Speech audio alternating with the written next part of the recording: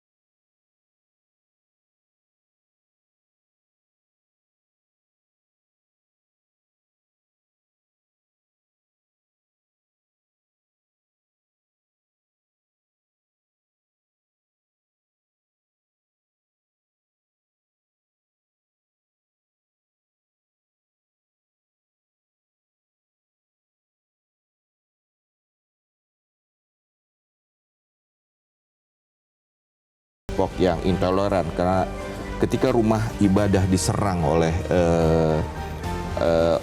sekelompok orang dan aparat diam, yang rusak itu bukan hanya bangunannya, tapi yang rusak itu adalah keadilan bagi semua masyarakat Indonesia. Jika kita membiarkan, maka kita sedang menggerogoti pondasi dari bangsa. Dan yang kedua selain penegakan hukum adalah bagaimana masyarakat di bawah itu diingatkan, disadarkan bahwa Indonesia ini dibangun, tadi editorial menyatakan Indonesia ini dibangun bukan atas satu golongan, tapi Indonesia ini milik bersama, rumah bersama. Toleransi itu bukan kita sepakat dalam semua hal, bahwa kita harus sepakat, tidak, bukan seperti itu, tapi bahwa kita saling menghormati dalam perbedaan. Ketika ada penyerangan terhadap ibadah saudara-saudara kita yang minoritas, kita bukan hanya melihat soal pelanggaran hukum, tapi juga merupakan luka di wajah kemanusiaan kita. Dan ini harus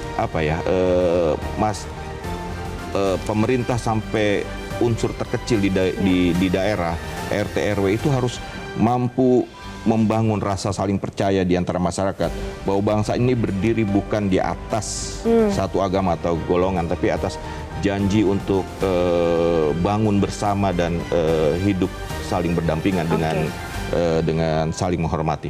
Baik, kita tahan dulu Mas Aris, dan pemirsa, untuk lebih jelasnya mari kita simak berikut ini editorial Indonesia Rumah Bersama.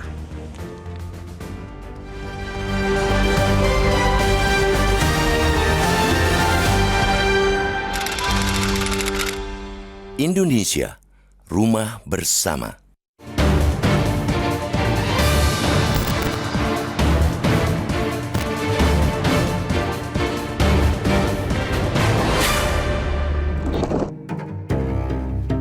Peristiwa pembubaran aktivitas ibadah disertai perusakan rumah doa umat Kristen yang terhimpun dalam Gereja Kristen Setia Indonesia atau GKSI Anugerah Padang di daerah Padang Sarai, Kecamatan Koto Tangah, Kota Padang, Minggu 27 Juli, kembali mengingatkan betapa rentannya harmoni umat beragama di tengah masyarakat Indonesia.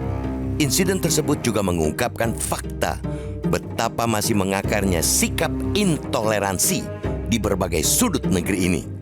Terkhusus di Kota Padang, aksi intoleransi terhadap kebebasan beragama dan berkeyakinan bukan kali yang pertama.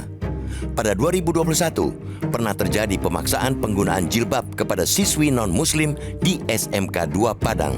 Selanjutnya, pada 2023, Jemaat Gereja Bethel Indonesia GBI di Lubuk Begalung, Kota Padang mengalami intimidasi dan pembubaran saat sedang melaksanakan ibadah. Sungguh ironis. Kejadian yang dilandasi semangat intoleransi di Sumbar kerap terjadi. Padahal Ranah Minang, julukan Sumbar, telah lama dikenal sebagai daerah yang menjunjung tinggi nilai-nilai kearifan lokal, toleransi, dan kehidupan beragama yang damai. Meskipun dikenal memiliki prinsip yang kuat dalam beragama, masyarakat Sumbar merupakan masyarakat yang terbuka. Bahkan Sumbar juga merupakan salah satu proyek percontohan dan keteladanan hidup bertoleransi.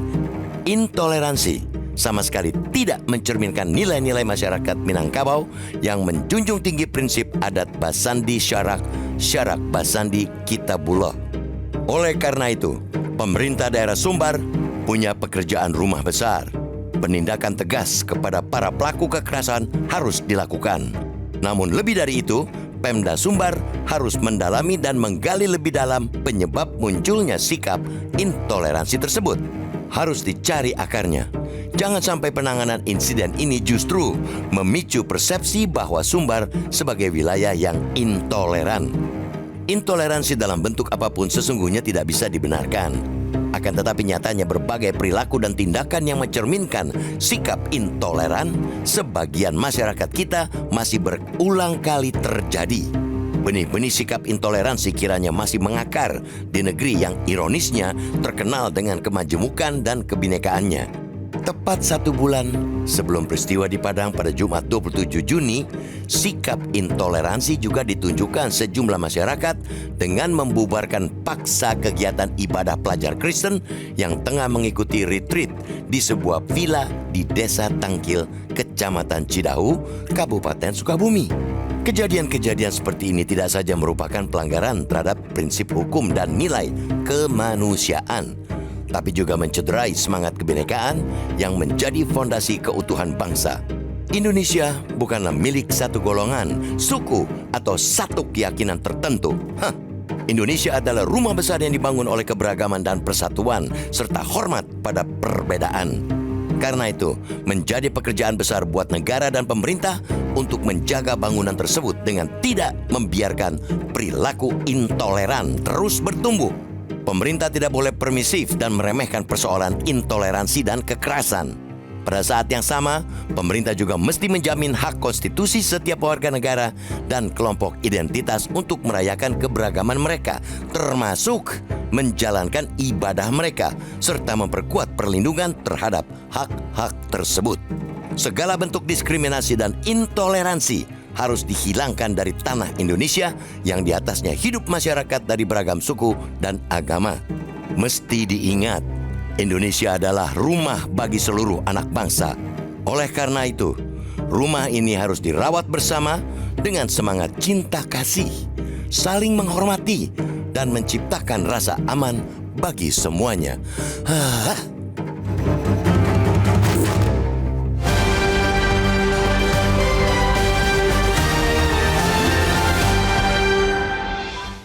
Pemirsa, kami akan membahas lebih lanjut bersama dengan Mas Aris Fadila. Namun kami ingatkan untuk Anda pemirsa bisa berpartisipasi dan berinteraksi langsung terkait dengan tema yang akan kita bahas dalam editorial hari ini melalui telepon interaktif di nomor 0215839900 dan editorial Media Indonesia akan segera kembali usai jeda berikut ini.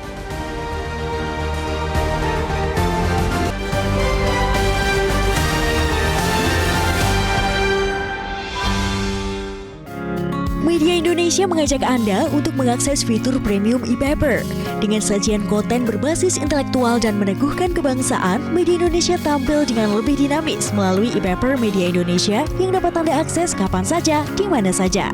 Caranya mudah, download aplikasi Media Indonesia di Android atau ketik link epaper.mediaindonesia.com atau bisa scan QR Code pada layar kaca Anda.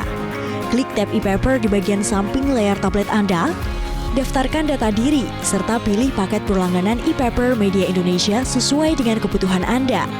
Nikmati juga bonus spesial tambahan 4 halaman rubrik fokus setiap hari. Semua bisa Anda dapatkan hanya di e-paper Media Indonesia. Untuk informasi lebih lanjut, hubungi customer service di nomor 0811 1201 2018 atau kunjungi media sosial @mediaindonesia.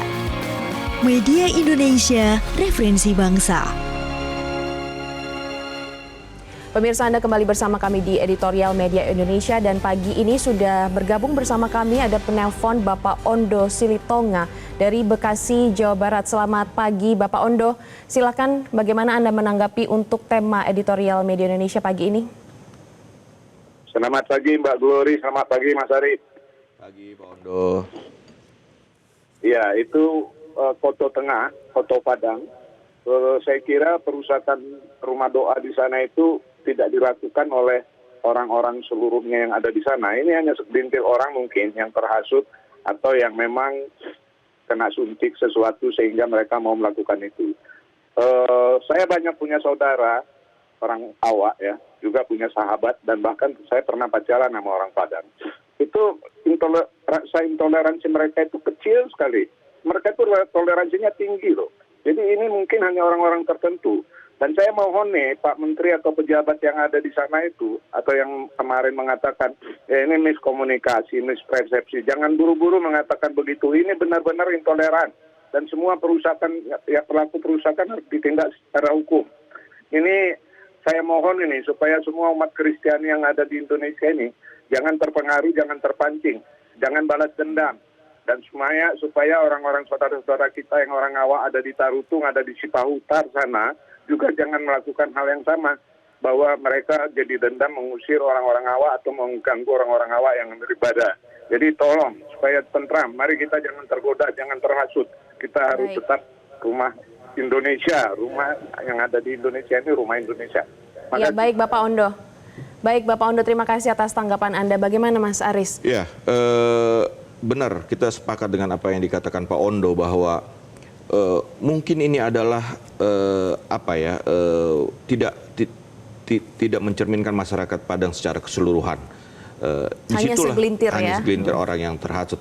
Nah, justru itu menurut saya itu bahaya gitu loh. Pemerintah harus bisa mendeteksi secara sejak dini apa yang terjadi, siapa yang berperan, siapa yang karena kita punya pengalaman dengan peristiwa di Ambon yang awal 2000-an karena peristiwa-peristiwa yang mungkin dari hal-hal kecil seperti ini dan tidak bisa diremehkan karena kita ini kan tidak sedang dalam situasi kekurangan hukum, tapi mungkin kita ini kekurangan keberanian untuk menegakkannya secara adil. Adil untuk siapa? Untuk semua kalangan. Negara ini punya kewajiban melindungi semua warganya tanpa melihat itu mayoritas atau minoritas.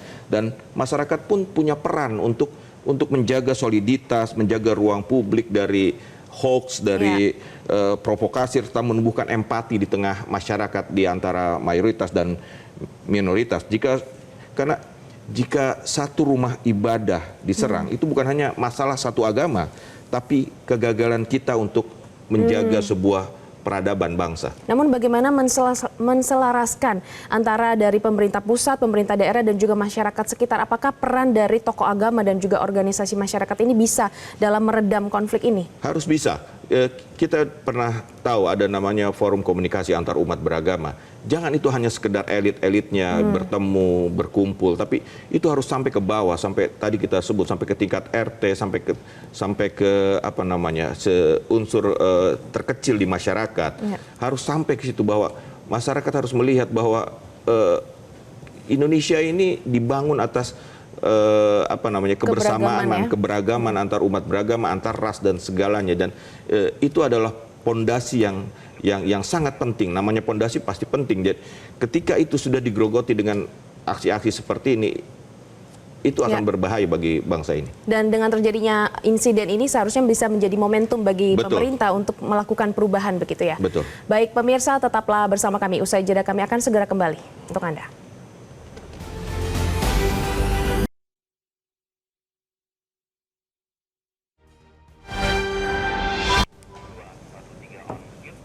Pemirsa, Anda kembali bersama kami di Editorial Media Indonesia, dan Mas Aris, kita akan lanjutkan mengingat ini kan bukan pertama kali kejadian terjadi di Padang. Di tahun 2023 juga pernah ada pembubaran rumah ibadah begitu. Betul. Nah, mengapa ini terus berulang terjadi? Apa yang harusnya dilakukan oleh pemerintah agar menjamin kebebasan beragama yang sudah diatur oleh undang-undang itu? Sebenarnya kalau kita lihat survei dari salah satu Setara Institut ya, kalau kita lihat bahwa pemerintah Padang itu sebenarnya sudah cukup berhasil untuk mengurangi tindakan intoleran, dengan terbukti mereka keluar dari, kan Setara Institut itu mengeluarkan rilis surveinya 10 kota yang paling intoleran gitu kan. Nah, Padang ini sudah keluar dari 10 besar sebenarnya dalam survei terbarunya. Itu kan menunjukkan ada upaya dari pemerintah, masyarakat untuk bisa menjadi daerah yang toleran ya. Tadi kita juga dengar dari Pak Ondo bahwa sebenarnya di sana masyarakat itu cukup toleran kok, tapi segelintir orang ada itu ya? segelintir orang yang harus memang diwaspadai, dicermati. Nah, dengan peristiwa ini tentu pemerintah Kota Padang perlu untuk kembali mereview apa sebenarnya yang terjadi, lebih turun ke bawah dan melihat. Dan kita cukup menghargai bahwa pemerintah Kota Padang sudah menyatakan meminta maaf dan akan mengawal dan menyelesaikan persoalan ini dengan baik.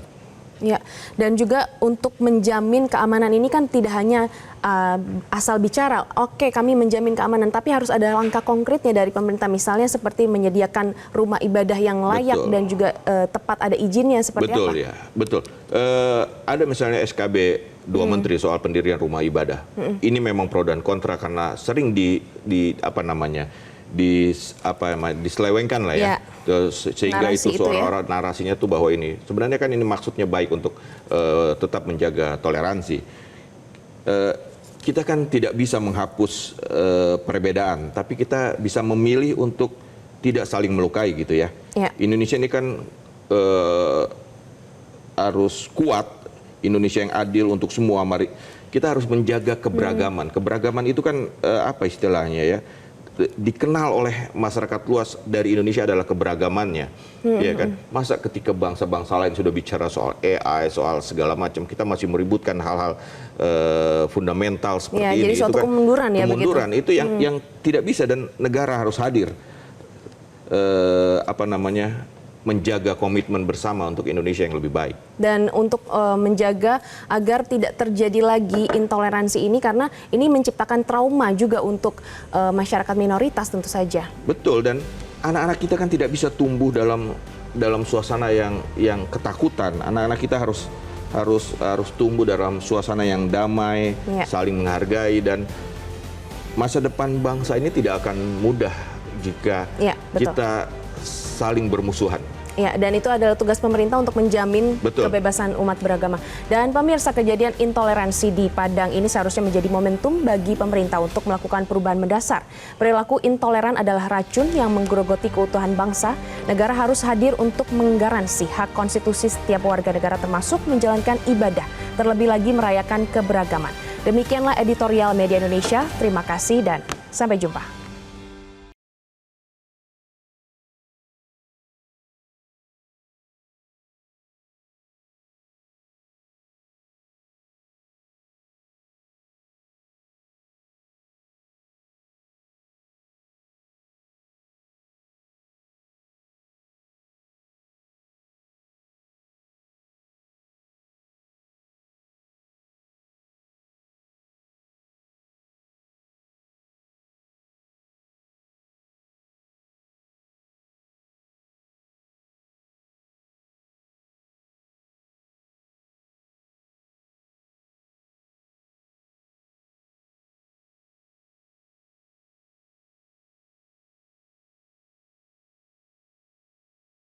Jelajahi cara baru mendapatkan informasi. Download Metro TV Extend sekarang.